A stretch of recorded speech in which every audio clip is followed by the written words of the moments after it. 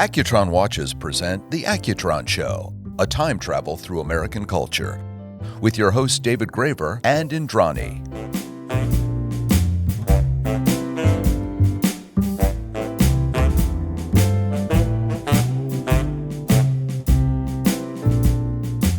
Visit AccutronWatch.com and discover the brand that has made American history with an all-new proprietary next-generation electrostatic energy movement.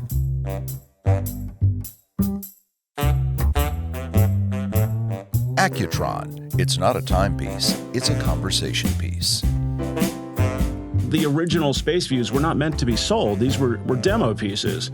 You know, the skeletonized dial, in a sense, or what you call transparent, so you could see the space inside, so that they could actually help people sell the watch. The people you heard at the top of the show are today's guests, Adam Craniotes and Kathleen McGivney, respectively, founder and Chief Executive Officer of RedBar Group, a collective of international watch collectors. They're here to talk to us about their mission and a special collaboration with Accutron. But first up, me, David Graver, and introducing my new co-host, Indrani, here for the first episode of a new season of The Accutron Show. Stay tuned.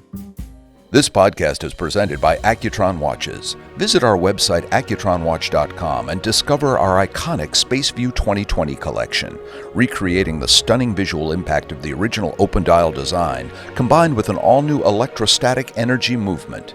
Time just changed. Again. The Accutron SpaceView 2020.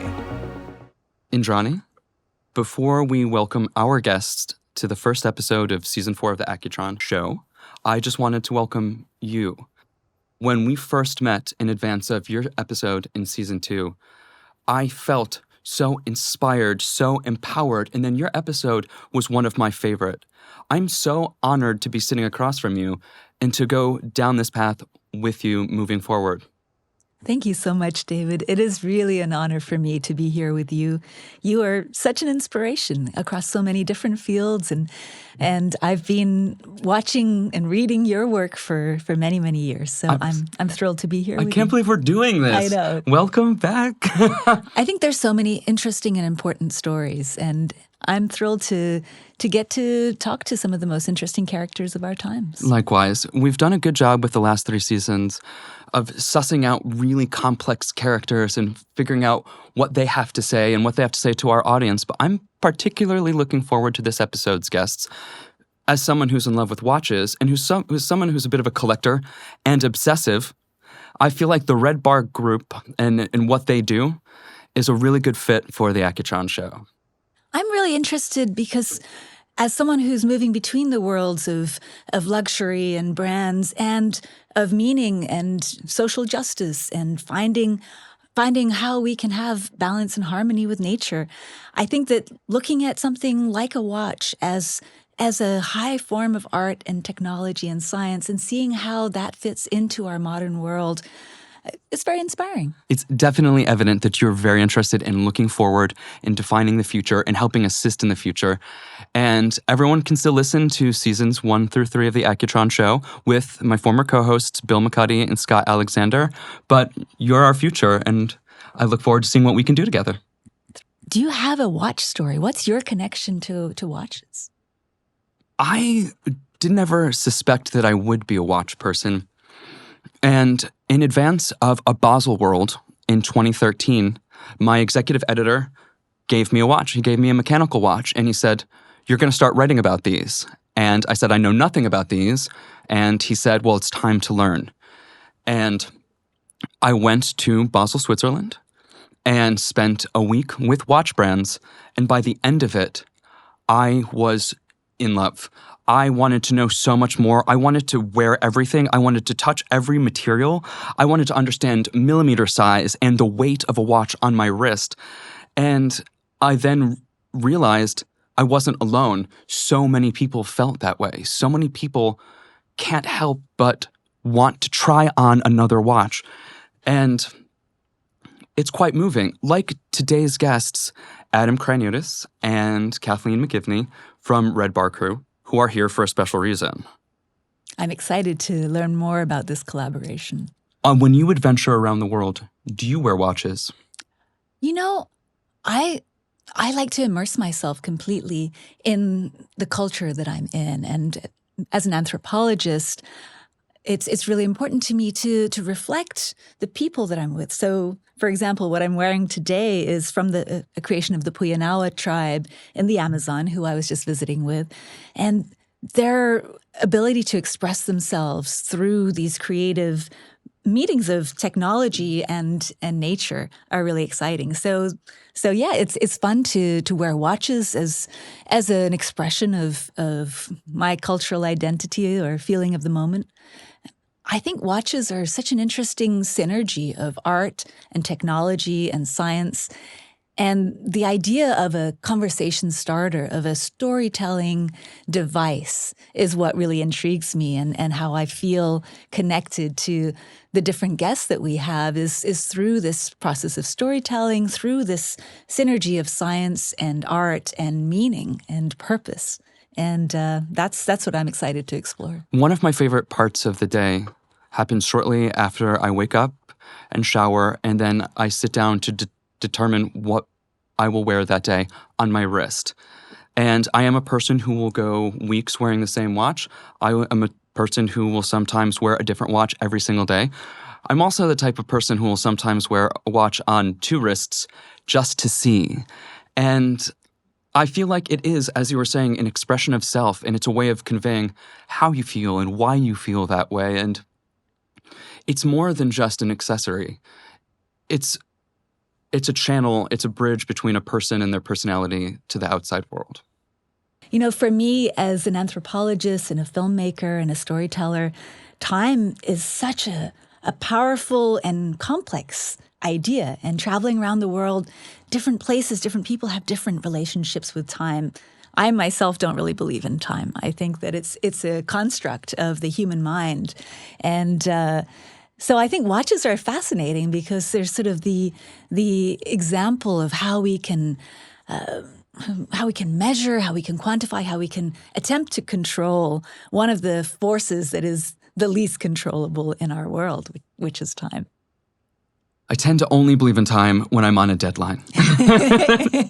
That's especially when I don't believe in time. Time changes, right? When you're super intensely involved in something, when you're in love, or when you're in danger, all of those moments seem to last forever. And then other years go by and you look back and you're like, what did I do in all of those years? Was there anything of meaning? It's so viscous, It expands and contracts.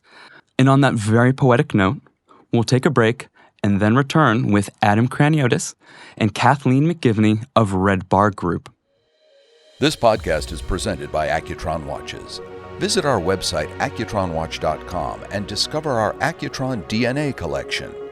Reimagined for a new generation, the Accutron DNA combines breakthrough technology, precise engineering, and modern aesthetics to achieve a new level of technical excellence. The Accutron DNA, the new face of time for those who blaze new trails. Kathleen, Adam, welcome to the Accutron Show. Both of you are known for your passion and knowledge about watches. I'm wondering if we could begin with you sharing a little bit about the first watch you ever fell in love with, or the watch that was the one that made you an obsessee. Wow. Where to begin with that one? I have several, actually. But the one I like to talk about most is my first watch, which was a watch that my grandfather bought for me when I was around 7 or 8 years old. And it was a Casio F7. I know this because I have it.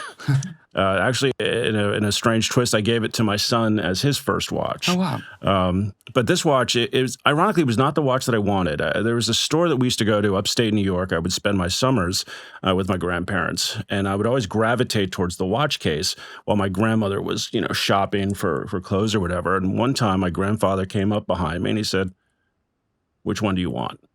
Now, in my house, you only got presents if it was your birthday, it was Christmas, or you saved a bunch of nuns from like a burning bus. Otherwise, you didn't get anything. Otherwise you're just doing your job.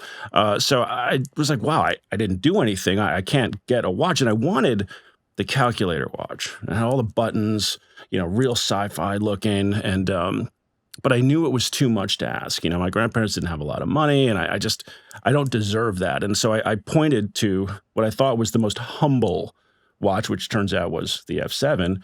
And I still remember him kind of looking at me going, "Are you sure it's that one?" And you know, I'm 7, 8 years old, so I don't know what money is. I know it exists and things cost a lot, and I get yelled at for being too expensive just as a child. So I didn't realize he could have easily bought the calculator watch. So I insisted, and I got it, and I wore the snot out of that thing. It actually got so scratched up that my mother sent it back to Casio just to have the plastic crystal replaced on it. But that's what started the journey for me. And so whenever I had allowance money, birthday money, I would always buy a watch, and it was always a Casio. And then when they came out with G-Shock, then it was only G-Shocks. And then it just escalated from there.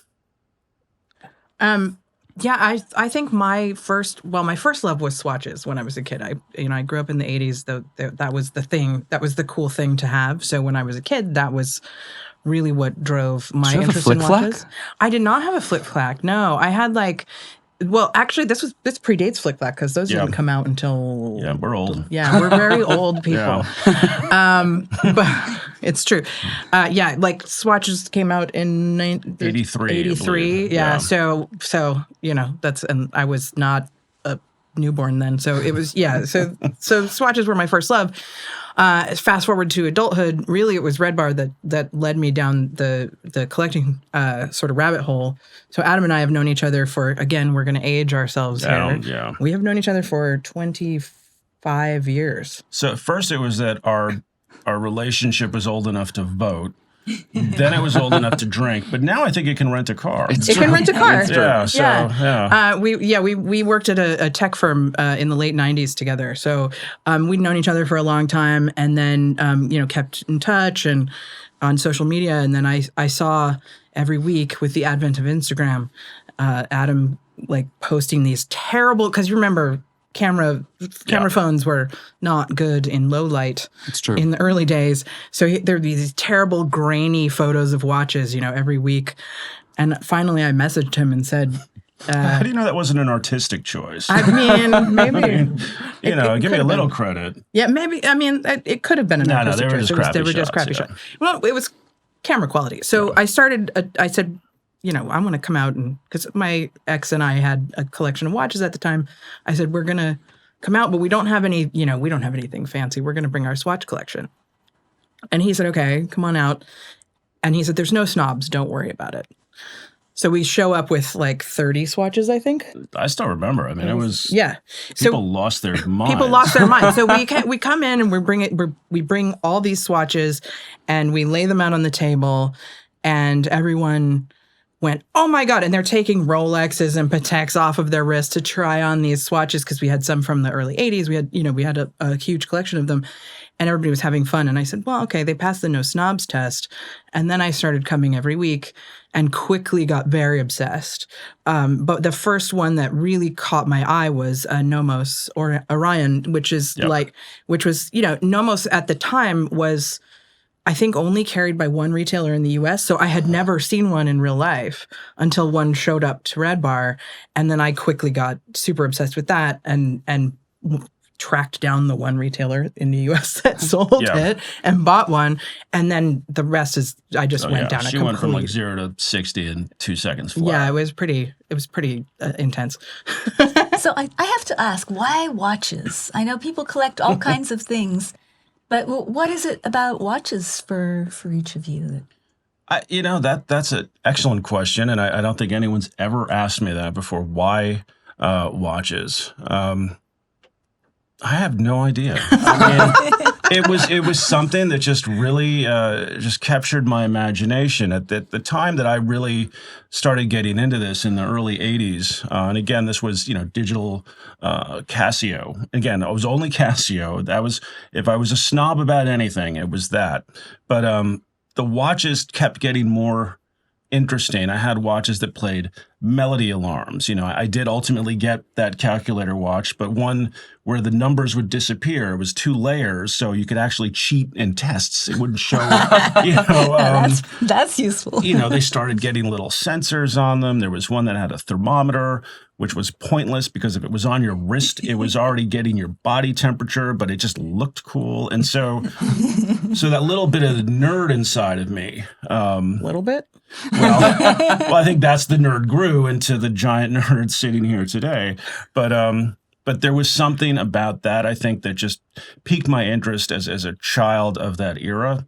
And then just watches as a thing, you know. I mean, I could take my watch off right now. You would see that not only is there a tan line, the hair doesn't even grow under here. But I'm serious. I've always had a watch on from that first watch, whether I was going to sleep or taking a shower or going swimming, I would always have a watch on. And so it was sort of natural, I think, to move into mechanical watches as I got older. And it keeps me off the heroin. That's valid. Yeah.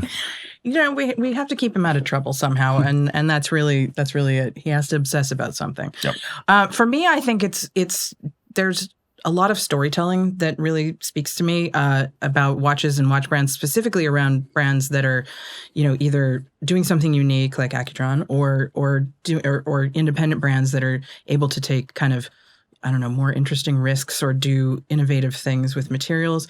I love to hear the origin stories of small brands where someone tells me why they got into making watches in the first place. There's something about that personal connection that really speaks to me. And also there's this is looking down at my wrist right now, and if I shouldn't, because I will be very distracted by watching this watch work. It's almost absurd how many pieces and how many parts and how much engineering goes into these things. At such a small scale. In such a small scale. And so it's fascinating to me as also a nerdy person to see. Also a giant nerd. To kind of marvel at that, the feat of engineering, the kind of even the skill that it takes to put these tiny little things together and make them actually work is almost like magic. I mean, it's not magic, it's actual science, but it's a little bit of magic. It's a little bit of magic. How did you transform this passion, this informal passion, into a business, an organization of beloved like watch collectors and watch enthusiasts that want to share? It was entirely by accident, and I think when I say that, and I'm being actually serious, I think that's a lot of the appeal that we have is that this was organic. RedBar was not something that we sat down and planned and we're going to have this community and we're going to bring people together, you know, and work. No, it was me and one other guy who we'd met randomly at a lunch for this one watchmaker who was in town. And this is back in about 2006. And we realized, I'm like, you're cool. I'm cool-ish. We like watches, clearly. Why don't we just hang out once a month, you know, and talk about watches? And, you know, you'll bring yours, I'll bring mine. Because this was a hobby at that point. In person, you really couldn't talk to somebody. The second you got me started, and I could just see their eyes start to glaze over. Like, I'm so sorry I brought this up with this guy. So here was somebody I could do this with, my friend, Dr. Jeffrey Jacques. And so what we did is we found a bar that was equidistant from our offices in Midtown. And that's where we met. And the bar just happened to be RedBar. And that's where the name actually comes from, this Korean dive bar run by this very eccentric woman. And once a month we would sit there and meet. And there were 2 of us. Then there were 3 of us. Then there were 5 of us. Now there are 10 of us. Now we're meeting every 2 weeks. And now I'm sending little emails out and people are asking me, hey, are we doing RedBar this week? Is RedBar going on? And it just caught on from there. And I think by the time Kathleen had showed up, you know, we'd had a few chapters, so to speak, but it was really people just saying, hey, I love what you're doing. We don't have this in my city. Do you mind if I use your name and start something up? And I'm like, do whatever you want. I don't care. And but it started to get bigger. And once Kathleen was involved, and you have to remember, we used to work together. I will say this, she was the best project manager I'd ever worked with, extremely organized and extremely nerdy. And I basically was like, look, we need to take this to the next level, but it has to be controlled at this point because I don't know what I'm doing. I still don't know what I'm doing. He doesn't. But yeah, that was basically it. I started attending. I became completely obsessed and consumed with watches in general.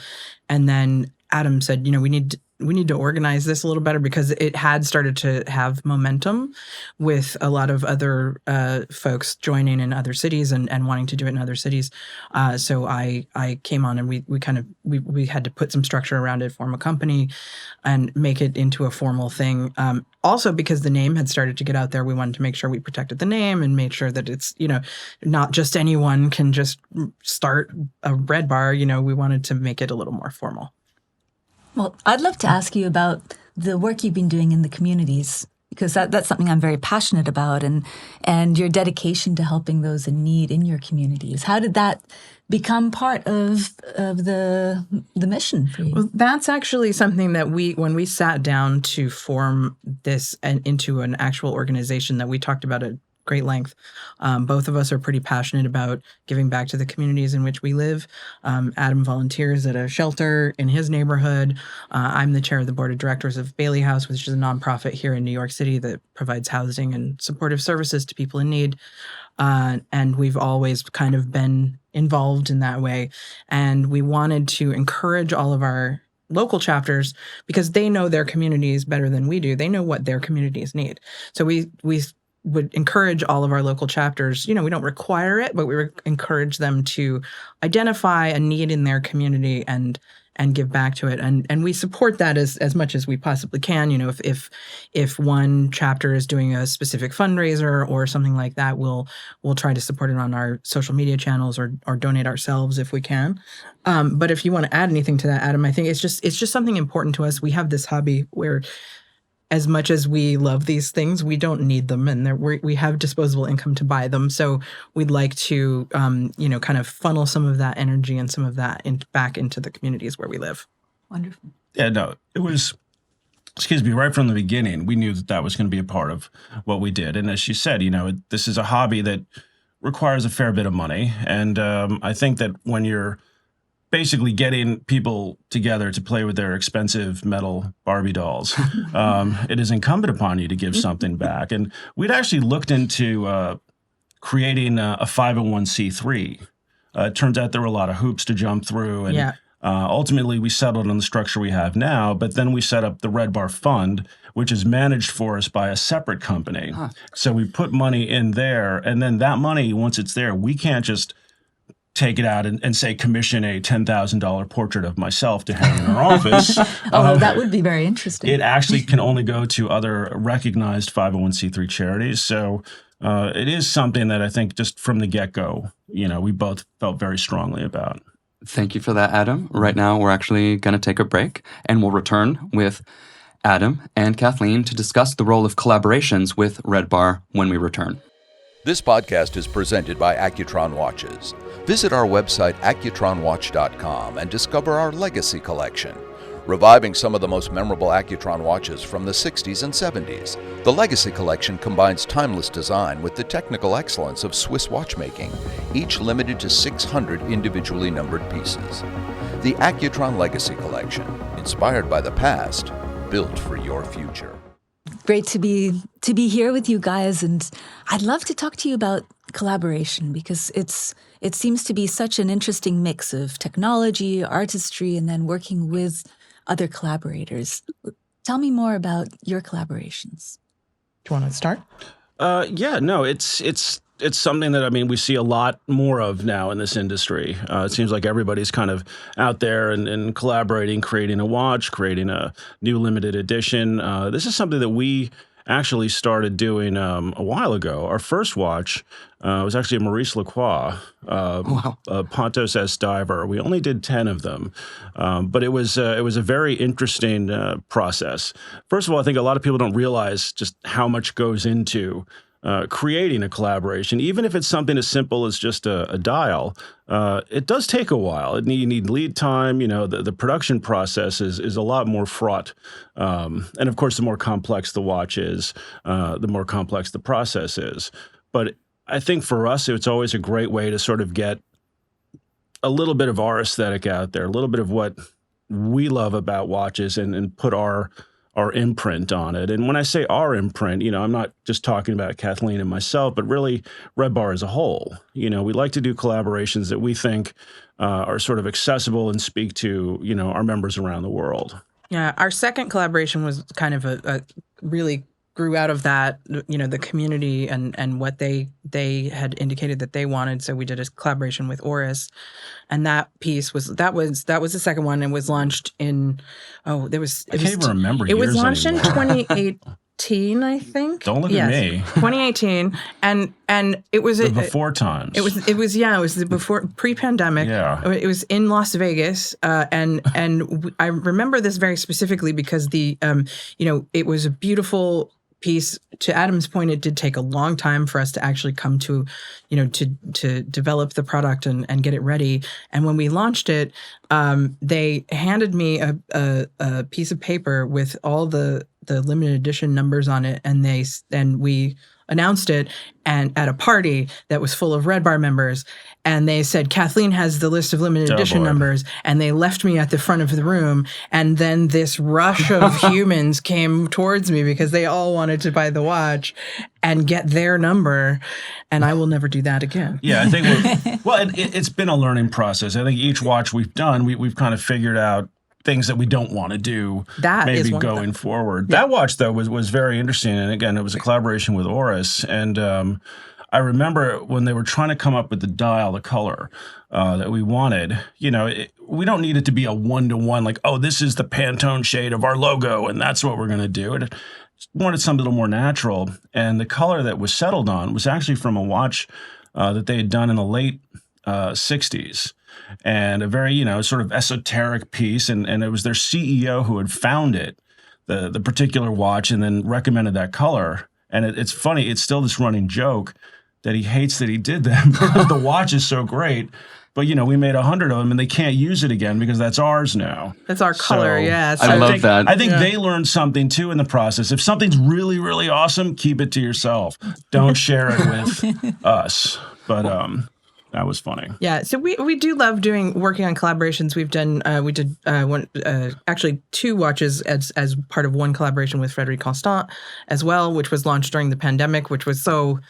We had to launch it virtually. Like nobody could. It was a little challenging, but it's such a beautiful collaboration and that's actually wonderful. Probably my favorite. I think that one's. Well, I also love that one because I insisted for the perpetual calendars that the moon on the moon phase on the perpetual calendar be red.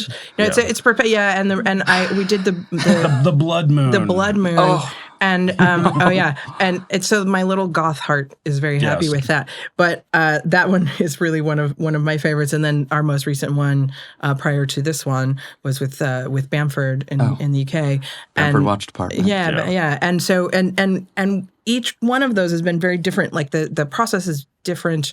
The making decisions, it's very different depending on how many layers of, sort of management the decision-making process has to go through.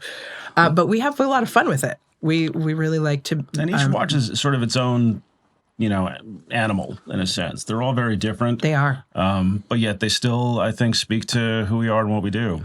One of the reasons why you're here today, aside from your eloquence and your passion, is the fact that you have done a collaboration with Accutron.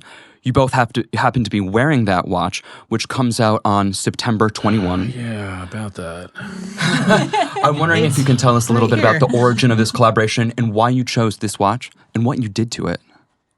Well, we don't want to give too much away in advance of the official unveiling.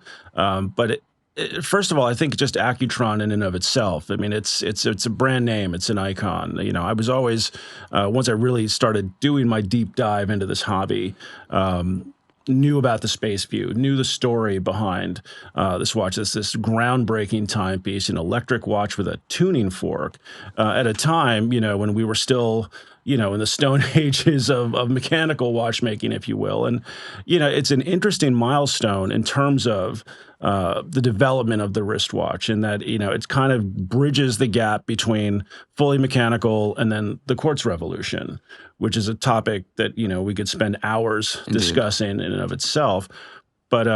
But yeah, the Accutron was just it sort of encapsulated a period of time, and then the Space View, and the fact that the original Space Views were not meant to be sold. These were demo pieces, the skeletonized dial in a sense, or what you call transparent, so you could see the space inside. so that they could actually help people sell the watch. But that it turns out that was what was so cool. Let's just make the watch that way. Without a dial. Yeah. Who knew? And so it's a funny kind of story. It's an interesting story, and it's an important story. And when the brand was revived, I mean, for me, again, the nerd in me, the watch collector in me, it was interesting to see how they did this, how they came up with something new. And that's why we have the electrostatic movement. Now, you can't use a tuning fork anymore because it just doesn't make sense. You know, the whole point that we switched to a quartz oscillator was because of the accuracy. So this was a way, I think, for Accutron to kind of come back to the scene with something new, something no one had done before that ties it to the original Space View, but then moves it forward. So it's a conversation piece as much as a watch. And it was something I always had my eye on. And so when the opportunity came for us to actually do it with our little imprint on it, again, that watch nerd in me was just like, oh my God, we're doing that. And yeah, I don't want to talk too much about the design. I mean, I think it'll be very self-apparent or obvious when you see the piece, but we took a liberty here or there. Yeah, I think that what we try to do is create a balance, right? RedBar, it's obviously there's red elements. That's a color we're known, that's kind of associated with us. But we don't want it to be too in your face. Like we don't want the whole thing to be red and just be screaming at you from the wrist. So it's, got some more subtle elements, but you'll definitely see the imprint of our design on the piece. Very excited to see it. Yeah. And I think that mix of art and technology and the ability to capture all of this sophistication in this tiny device, it really is magic that each of us can be part of. I agree. I mean, again, we use that word magic again. And as somebody who's actually attended several watchmaking classes and has tried his hand at it, I mean, I know fully, without any doubt, that I will never be a watchmaker. That even if my life depended on it, the lives of the people I love, and I have to assemble this watch, we're all going to die. But, so it's magic. It is magic. But I think it is it's interesting to me, and I'll bring it back to Accutron. I don't want to get too deep into it, but I love the electrostatic movement. And that's also kind of magic to me. It's very difficult to keep reinventing the wheel in this industry. And that is what each brand has to do year in and year out. I have the utmost respect. Even when some things don't work 100%, I still know people put so much time and effort into that I couldn't do myself. But this movement is just special. So for me, it's very exciting. You have an appreciation for the movement because of your knowledge about the movement, our cumulative knowledge about the movement. There is something daunting about a watch movement. There's something daunting about the language around watches. How would you advise people who are nervous about the language or the entire vocabulary of watchmaking to get over that and to come into this world that really is full of nerds? I'll let Kathleen run with this one first. Yeah, I think there's a number of ways to approach it. Right, one of the things that we sort of talk about, and the way we approach having our RedBar communities operate, is that the only qualifier to get you in the door is are you interested in watches? Do you like watches? You don't have to know stuff. You don't have to be an expert. You don't have to be a nerd. You'll become a nerd when you hang out with us nerds because it's just very contagious. Yeah. But you don't. Catching. You just have to be interested in. And I'm going to use Melody as an example here because she's my favorite. Our favorite RedBar member, the platonic ideal of what a watch collector. She gets embarrassed every time we do this, but she came to RedBar with one of our. Yeah, we're talking about you, Melody. Sorry. We hope you're listening. She came to RedBar years ago with one of our longest running members, who she worked with, and she was interested in watches, but she didn't know anything about them. She didn't have a mechanical watch. She only had a quartz watch that she had gotten at the Met. MoMA. Oh. She had a quartz piece, so she wore a watch, but she just didn't know anything about mechanical watches. And she came in, and we said, "Oh, great! Well, here's all the knowledge that you need sitting around this table of watches and people." And so she said, "Okay, I want to buy my first mechanical watch." And she would come every week and take notes and pictures. And then she started attending the Horological Society of New York lectures. Front row, with sitting her in the notebook. front row, notebook, taking notes. She spent a little over a year doing all of this, and she narrowed it down to what she wanted to purchase. And she found her original notebook and papers and stuff and brought it to RedBar a few weeks ago. She narrowed it down and she talked to people, and she had pros and cons lists and like this whole stapled together thing. And when she finally decided on a watch, which actually happened to be a Nomos as well, she went to Wempe. She purchased the watch. They were going to deliver it in about a week and a half. And so she showed up to RedBar one night with just the receipt. Yeah. She was so excited. She was so excited, and the whole room. And we were excited. The whole room of people like cheered her on and were congratulating her on getting her first mechanical watch. And that's the sort of thing that you can do. That's the journey. That's what we want it to be for everyone. We deliberately set out to make it accessible and inclusive to people who have no matter what their, budget is or what their knowledge level is or anything like that, they can come into the room and ask a question, and there's somebody at that table that will be happy to tell them all of the things they want to know. Everybody starts somewhere. Yeah. So let me ask for young people, because a watch is such a part of your identity, or maybe even the most defining attribute that some people will be wearing. Do you have any words of advice on how to get started in making that first choice on your first watch? I mean, don't. Find something more productive. Stay away from watches. It's ruined my life. Again, it should be organic. And I think that if, your parents have a fascination with it, it's going to pass on in some level. Now, I can only use my kids as an example. My son really got into watches for a while. And again, it was G-Shocks, Casio, just like I did. And then he fell out of it. I do have an Apple Watch. You wear two watches. I do. Now it's mainly, for health reasons. And, I like the notifications. Again, the nerd in me. Why wouldn't I like a smartwatch? Like, I believe that you can love smartwatches. You can love regular watches. But I got a new one, and I gave my older Apple Watch to my son.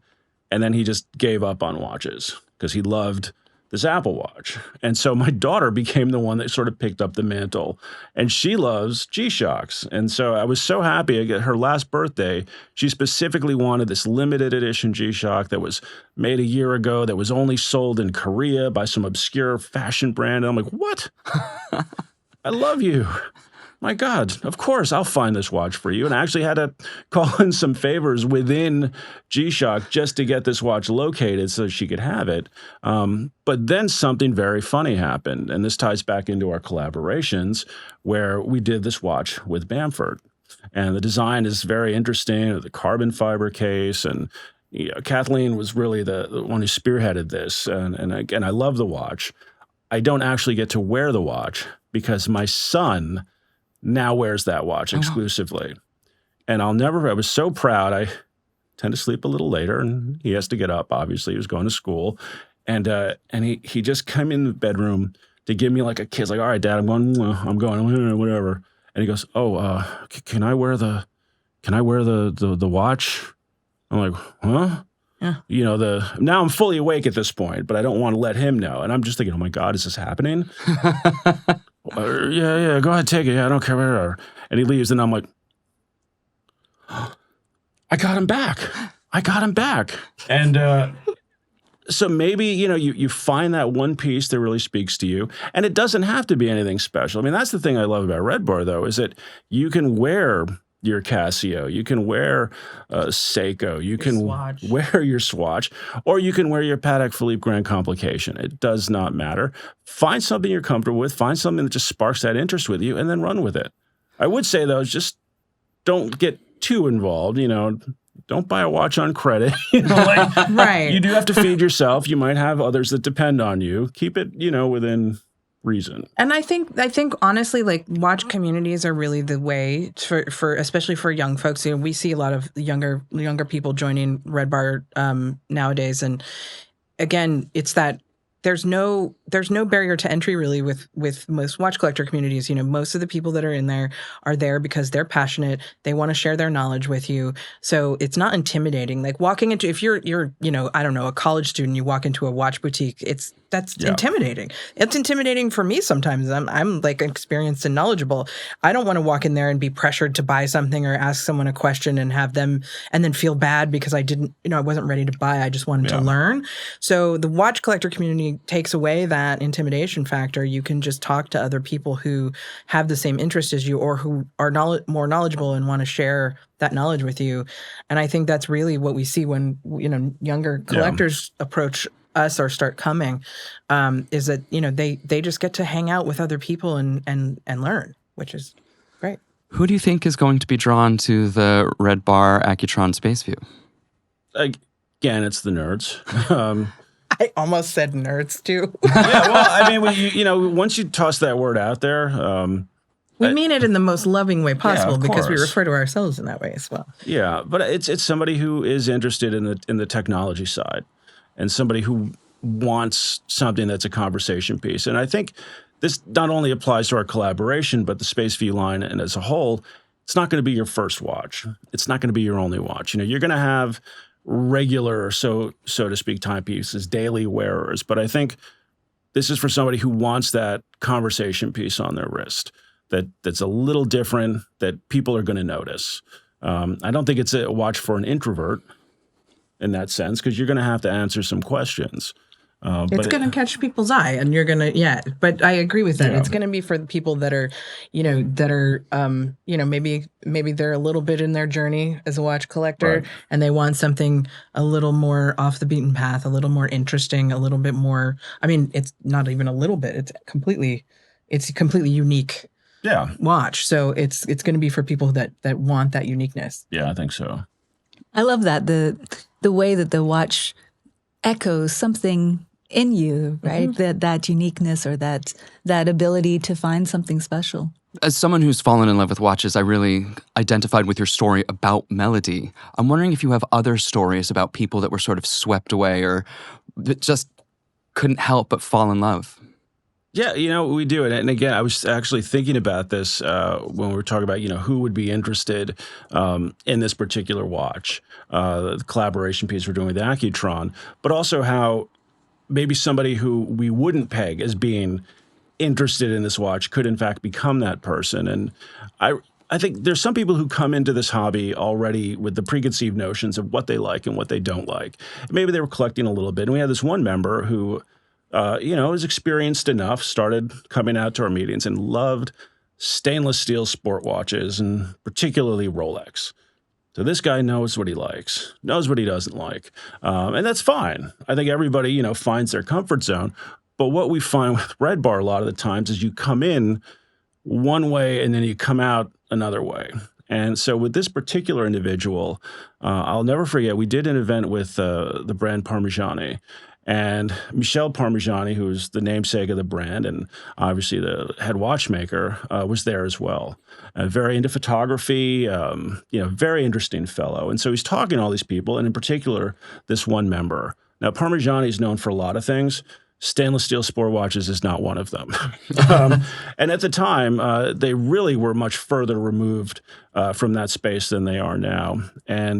But it was so interesting to watch these two people together. And he had a translator with them. Michel doesn't speak a lot of English, but to have that experience, to meet the man behind the brand, to handle these watches. And again, these are dress pieces in gold. And we found out that about, a week later, he'd actually bought, a Tonda, a gold dress watch that was so far out of his comfort zone, but because he'd had this experience. And we've seen a lot of people do that. And I know that I, for myself personally, have bought watches that, years previously, I wouldn't have given, if you pardon the pun, the time of day to. But then, wow. Wow. I'll be here through Thursday. Tip your waiters. Tip your waitress. But it's always fun to watch that particular journey. I think there was one night where I love this. I bought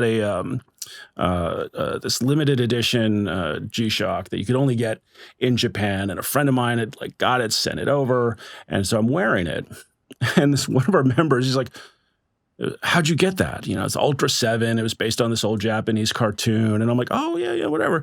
He takes off his Longa Zeitwerk Phantom so that he can wear this G-Shock. And it's like, can you get me? Like, do you know? And so this is the guy I would have to talk to because I want the can you help me get this limited rare Longa that costs more than my family? But here he's talking to me like, hey, how can I get a G-Shock? And then, he forgets he has his watch. Other people are like, oh, wow, I got this. But like, it was hilarious. But to me, that in a nutshell was what RedBar was and is, that sort of thing. Yeah, I agree with that. Both of that story is one of my favorite ones because this was a guy who was, not only was he, that first story, not only was he a steel sports watch guy, but that was like his identity. Like he was like, he would come to RedBar and look at other watches and be like, he would only gravitate towards steel sport watches. And yeah, maybe he would like, he was curious. He was nice to try them. He would try them on, but dip his toe in a little bit. He would nod to a tutor cold. here and there, but he was in, and the gold dress watch was so completely out of character for him, and it was the personal connection that was really the thing. And I think we found that with a lot of brands when we do events with brands, especially when people get to meet the maker or the movement designer or kind of anyone with that personal connection. These are it's part of the story that goes along with the watch. It's part of the story, and it's I think one of the stories that my favorite story. It's not about people buying a watch necessarily, but it was about an event that we did. So every year before, there's a couple of shows here in New York, Watch Time New York and the Wind Up Watch Fair. And every year prior to that, the Wednesday prior to Watch Time, we would do an event called Independence Night. So we would, and we still do it, we're doing it this year. We invite any independent brand that's exhibiting to just come hang out. Just come to a regular RedBar. I mean, whatever's on your wrist, fine. Yeah. No, it's no formal event. It's just please come have beers with us, right? And that year was 2019, again, right before all of the things happened. 2019. And, Stephen Forsey came and the Gronefeld brothers came. And Erica from Erica's Original Straps was there. And I think Romain Gauthier came in and for our members, that's like being in a room with a rock star. Yeah. And they're just standing next to you having a drink. And it was so much fun for both the watchmakers themselves and the members because they got to connect with these people on a real level. And the same thing happened actually earlier, like a month and a half ago when Roger Smith came to town. He was the second, his pocket watch number 2 was on auction at Phillips, and he was going to be in town. So we did a RedBar event and people just got to hang out with him and were amazed at the fact that he was wearing an Omega that had the coaxial escapement in it that he helped bring to market with George Daniels. But, he's just hanging out, having beers with everyone. And those kinds of stories are what make people, love coming to RedBar, but also they just remember that forever. They're, now they're going to look at not only Roger Smith watches, which are unobtainable kind of at this point, but they're going to look at that Omega in a different way because they remember seeing it on Roger Smith's wrist. Just remember, folks, living legend watchmakers, they're people just like you and I. They drink beer too. Yeah. But it's just fun on a community level, on every level. I think whether you're the watchmaker, whether you're a new collector, whether you're a seasoned collector. And again, the stories just keep coming, and that's what it's about. Yeah. Storytelling is everything. Where do you see the watch industry going? How do you see it evolving and becoming, you have this global community now. How is the watch industry going to evolve? I have some thoughts on that. First, I think that there's okay. First, I think that there's obviously a movement in a lot of areas of luxury, especially towards sustainability. I think that's also very important to the younger generation. So as younger people are starting to make their own consumer decisions, that becomes something that's more important to them. So I think we've seen some movement in that direction with a number of watch brands who have made efforts to reduce the size of their packaging or use recyclable materials or actually upcycle materials to use in their cases, things like that. I think that that's going to be not only a continuing trend, but a necessary one as the consumer priorities evolve. I think that's really important in order for the industry to be sustainable as a whole. I also think that we'll continue to see growth in the independent and microbrand sectors because they are able to do things like take risks and with design and things like that.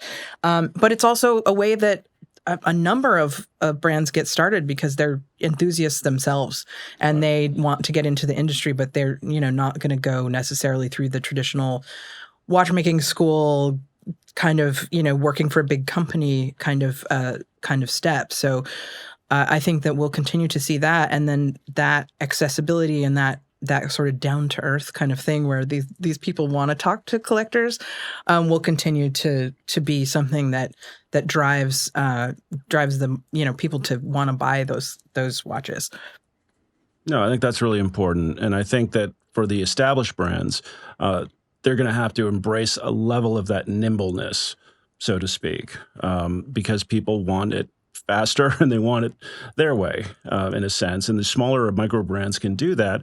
But as they graduate, say, these collectors to, again, the legacy brands, I think they're going to still want to see some of that as well. But I think that also means that the older brands are going to have to start looking at their collections with a more critical eye.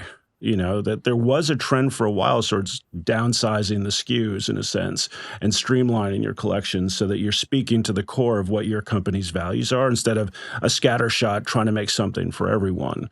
But I think we'll see that there's going to be more of that happening too. Honestly, that's a vision of the future that I think we can all hope for the watch industry. Kathleen and Adam, so wonderful speaking with you. It's very exciting to see this evolution in progress. And we definitely look forward to the RedBar Accutron Space View coming out on September 21st on AccutronWatch.com. Thank you. Thank you. We can't wait. Thank you for listening to The Accutron Show. To listen to all of our shows, visit AccutronWatch.com. Remember to check out our special edition Accutron products in collaboration with La Paulina Cigars, Estabrook Pens, Aceline Publishing, and Stave Puzzles. To learn more about the world of Accutron, follow us on Instagram at Accutron Watch. From New York City, until next time, Accutron time. This is Bill McCuddy.